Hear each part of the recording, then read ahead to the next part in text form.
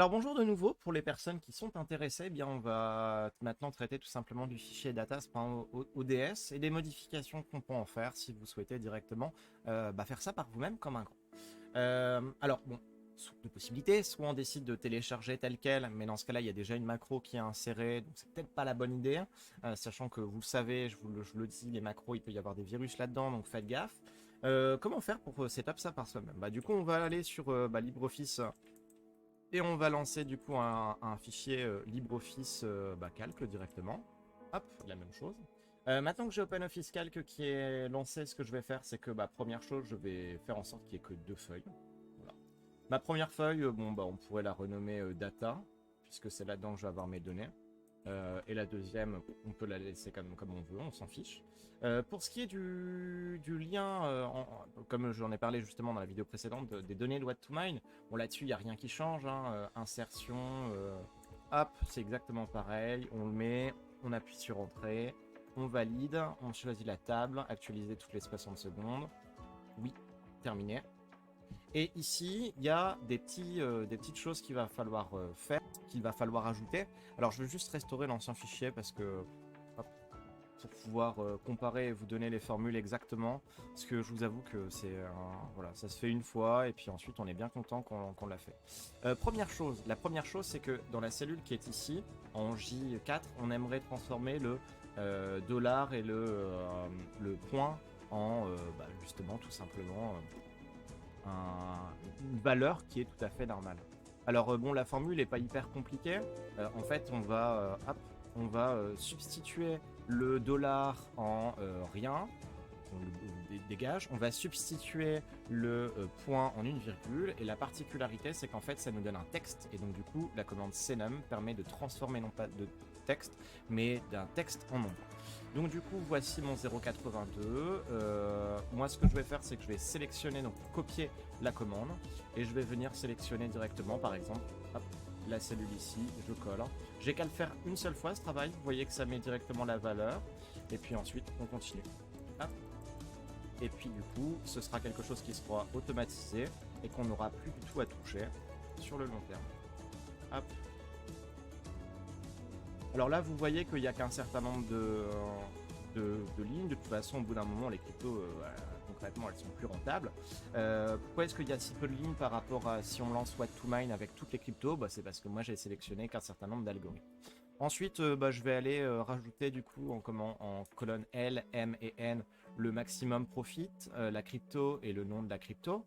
Alors le maximum profit, c'est très très très très simple. On va égal max et on va venir sélectionner l'ensemble de la colonne. Ou bien je viens sélectionner directement toute ma colonne, j'en prends une partie, hop voilà, et on voit que le maximum c'est 0,82, c'est-à-dire le Ravencoin, et toutes les autres sont inférieures. Très bien.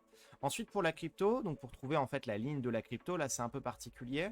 La commande c'est quoi? C'est qu'en fait on va demander d'aller, elle est ici, c'est un peu bizarre qu'elle se soit écrite tout à droite. On va faire un équipe qui va permettre d'aller chercher la valeur 0,82, c'est-à-dire la valeur L2, dans la colonne J, donc de J1 jusqu'à J 10 104, enfin 1 million machin. Et ça va nous donner du coup directement la ligne, qui est du coup la ligne 4. Donc, vous avez la commande qui est ici exactement. Une fois que cela est fait, tiens d'ailleurs ici je vais même faire la même chose, puisque là j'ai fait de J1 jusqu'à J machin, hop, et ben là je vais faire la même chose. Je vais utiliser la même J1 jusqu'à J machin. Très bien. Et ensuite, pour le nom de la crypto, je vais faire un index qui permet tout simplement de pouvoir rechercher. Je vais index de A1 jusqu'à J195. Alors en fait, A1 jusqu'à J195, c'est quoi? C'est l'ensemble de votre table, c'est-à-dire dans tout ça. Je vais descendre beaucoup plus bas au cas où. Hop. Et donc du coup, dans toute cette table-là, donc voilà, et bien, toute la colonne A à la colonne I, et bien du coup, ce qu'on va faire, c'est qu'on va aller chercher la valeur 2. Et 1, ça signifie quoi? C'est donc en fait tout simplement la colonne, la plage, etc. Donc la ligne c'est M2, c'est la ligne 4, et 1 c'est la colonne 1, donc la colonne 1. Et donc du coup on voit que ça nous donne Ravencoin, qui est effectivement la crypto-monnaie la plus rentable, puisque son maximum profit c'est 0,80. Alors imaginons maintenant que vous décidiez de changer. Et vous décidez non plus d'avoir le revenu dollar, mais d'avoir le profit en du coup, dans votre algorithme, entre guillemets, eh ben, on va sélectionner la même formule, hein, le CNUM substitute, que je vais venir coller juste en dessous. Je dégage tout le reste. Hop, tout ce que j'avais déjà mis, je le dégage. Et puis du coup, je vais faire la même chose. Cette formule-là, qui est, hop, vous la voyez, je vais venir la copier et je vais la coller à chaque fois à côté de toutes les valeurs en question. Ça me fait que transformer du coup le texte. Vous voyez qu'ici on a des valeurs négatives. Pourquoi? Parce que du coup, quand on prend en compte la consommation, donc en watts, et on a des crypto-monnaies qui ne sont pas rentables et qui sont au contraire négatives pour miner. Et donc du coup, une fois que cela est fait, le maximum profit, c'est quoi? Là, ça reste la même chose, c'est le maximum là-dedans. Et puis du coup, on voit que c'est bien 0,2. La crypto-monnaie est sur la ligne 5. Alors pourquoi il le met sur la ligne 5? Parce qu'en fait, il va considérer que il va prendre la ligne de notre 0,2. Donc moi, ce que je vais vouloir faire, c'est que je vais vouloir supprimer, je vais vouloir retirer 1, puisque du coup, c'est la ligne du dessus. Voilà. Et donc, si vous voyez bien, quand j'avais la ligne 5, hop, allez, mon coco, c'est me donner capot, c'est pas ça la crypto. Donc du coup, à tout mon équivalent, je vais soustraire 1 puisque je vais prendre la ligne du dessus. Et donc vous voyez qu'ici, donc en fait, ça veut dire que dans la ligne 4, j'ai regardé la valeur. Et donc ici, ça nous donne bien de nouveau le Ravencoin. Et donc si on lance de nouveau, maintenant que cela est fait, alors déjà, on enregistre le fichier, on lance notre macro, puis on setup notre miner, on setup notre launcher et qu'on lance le launcher, et le launcher va le faire directement, uniquement avec le profit et non plus le revenu en dollars. Voilà, après à vous de voir, vous faites en fonction, vous modifiez pour votre carte graphique, etc. etc. Ce que je vais faire, c'est que je vais enregistrer déjà notre fichier, donc en fichier ODS, je vais le mettre directement sur mon bureau.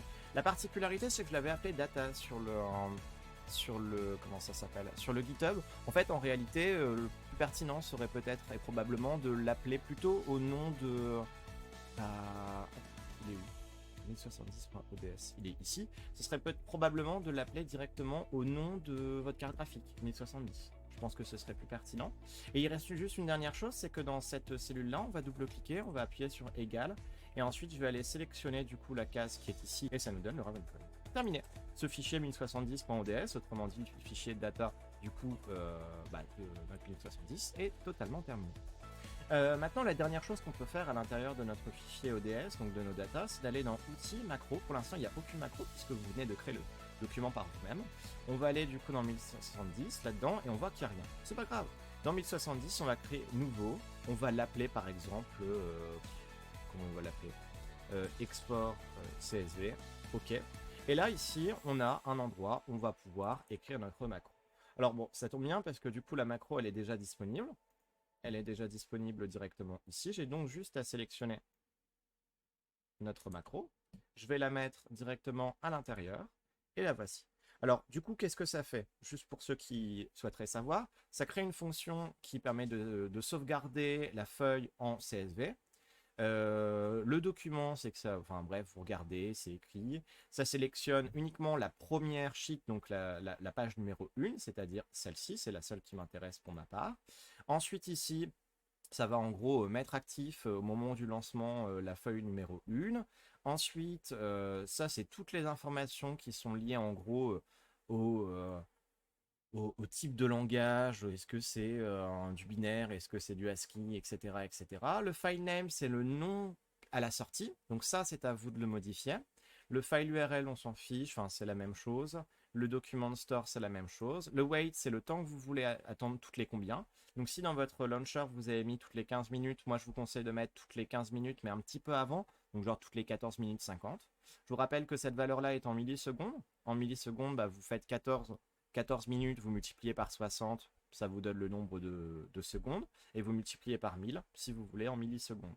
Et puis repeat, ça veut dire que ça va, en fait, une fois que, dans sub, une fois qu'on aura fait la fonction ici, on arrive à repeat, et repeat va faire quoi? Ça va aller redemander de refaire la même chose, donc ça va refaire tout ça, puis ça va revenir à repeat, qui va demander de refaire la même chose, et donc c'est une boucle infinie. On enregistre la macro, on ferme.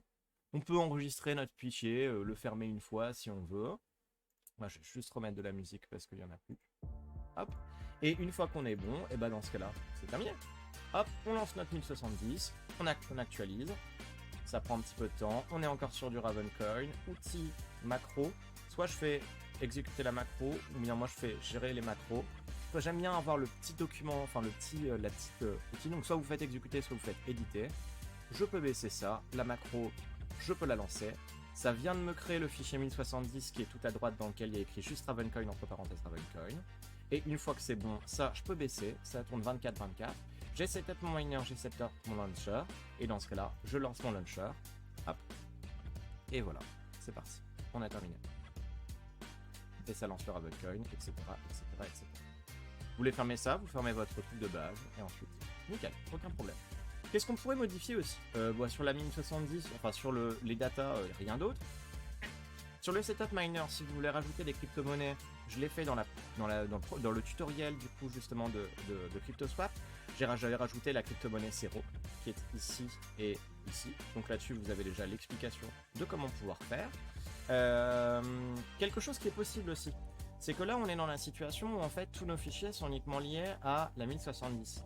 Il serait possible de pouvoir renommer nos fichiers, tous 1070, et en fait de dupliquer ça pour 1070, pour 1080, etc. etc. Ce qui fait que au final, il faudra juste faire attention à la manière avec laquelle vous paramétrez vos mineurs. Parce que si... comment je vais formuler ça? Si votre 1070, elle, sur What2Mine, dans les données, c'est plus rentable de miner de l'Ethereum. Et que sur votre 3081, sur What2Mine, c'est plus rentable de miner du Ravencoin. Alors, dans ce cas-là, ce qui va se passer, c'est que, bon, bah du coup, ça va lancer l'Ethereum pour la 1070, sauf que ça va lancer avec les paramètres d'Ethereum, enfin les overclock et tout, que vous avez mis dans votre fichier qui se situe pour Ethereum ici, donc dans Ethereum to Miners.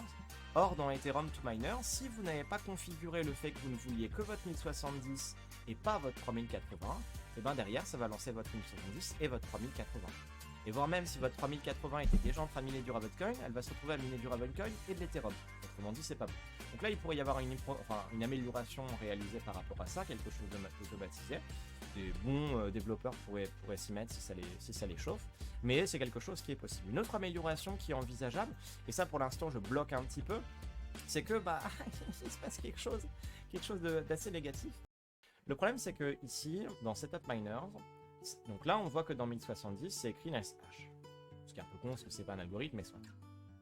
Bah si c'était écrit Ethereum, entre parenthèses ETH, et ben notre Setup Miners dirait que bah du coup, si la variable, donc ce qu'il y a à l'intérieur de notre fichier 1070, donc si la valeur qui est ici, c'est Ethereum entre parenthèses ETH, donc c'est la valeur qui est ici, alors dans ce cas-là, je lance, et bien du coup, le miner est-to-miners.bat. Sauf que le problème, c'est que là, dans notre situation, bah on a juste NiceHash. Et donc NiceHash, c'est ni C1, ni C2, ni C3, ni C4, ni C5, ni C6, ni C7. Donc en fait, il faudrait rajouter un espèce de else, tout en bas, qui dirait sinon, si c'est pas tous les ifs qu'il y avait avant, et bien dans ce cas-là, je lancerai, et puis dans ce cas-là, je lancerai en gros, le fichier que vous voulez, qui pourrait paraître, par exemple, être par défaut, que si c'est pas l'une des crypto-monnaies qui est là-dedans, vous allez miner de l'Ethereum. Le seul problème, c'est qu'en batch, donc le code tel que le code de tous les fichiers .bat, et bien else comme ça ne fonctionne pas, n'est pas compris. Certains diront oui mais tu peux le mettre sur la ligne d'avant, sauf que si tu le mets sur la ligne d'avant, le else n'est qu'en référence à ça. Et donc du coup en fait si par exemple c'est Ethereum, et ben du coup si la variable c'est Ethereum, il va lancer Ethereum. Il va arriver ici, il va se dire oh bah c'est pas Ravencoin, je lance pas, enfin c'est pas Cero, je vais pas lancer Cero, mais il dit comme c'est pas Cero, je vais aussi lancer ce miner là, autrement dit il aura lancé deux miners. Et donc en fait là il y a un problème. Je ne sais pas comment j'arriverai à résoudre ça, à résoudre ce souci. Ça arrivera probablement dans une prochaine update, mais pour l'instant je suis bloqué. La dernière chose qu'on pourrait peut-être regarder, c'est du coup au niveau du launcher. Alors au niveau du launcher, concrètement, il n'y a absolument rien à toucher. Donc voilà, là-dessus vous avez l'explication de ce qui peut être touché. Et puis du coup dans notre toute dernière vidéo, ce que je vais faire, c'est essayer d'expliquer un petit peu plus en détail comment fonctionne notre launcher et notre setup miners pour que peut-être les développeurs puissent prendre les outils en main et par eux-mêmes essayer de les améliorer.